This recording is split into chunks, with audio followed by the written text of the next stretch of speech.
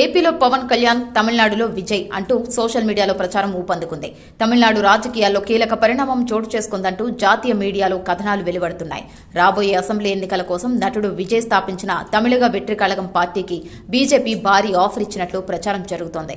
పొత్తులో భాగంగా టీవీకేకు 80 అసెంబ్లీ స్థానాలు, విజయ్కు డిప్యూటీ సీఎం పదవి ఇస్తామని బీజేపీ ప్రతిపాదించినట్టు ఆ కథనాల సారాంశం. ఈ పొత్తుల ప్రచారంపై టీవీకే సంయుక్త ప్రధాన కార్యదర్శి సిటిఆర్ నిర్మల్ కుమార్ స్పందించారు. ఎన్డీఏతో పొత్తుకు ఆస్కారమే లేదు. సిద్ధాంతపరంగా బీజేపీ మాకు శత్రువు అని మేము ఇప్పటికే స్పష్టం చేశామని తెలిపారు. అన్నా డీఎంకే అధినేత పళనిస్వామి కూడా ఈ వార్తలను తోసిపుచ్చారు. ఇప్పటి వరకు వారితో ఎలాంటి చర్చలు జరపలేదు. అలాంటప్పుడు పొత్తు ఎలా సాధ్యమవుతుంది?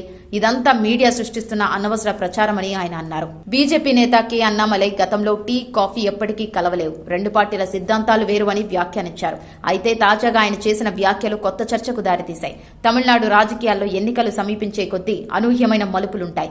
ఈసారి ఏం జరుగుతుందో చూద్దామని ఆయన అనడంతో పొత్తుల ఊహాగానాలకు మళ్లీ బలం చేకూరింది.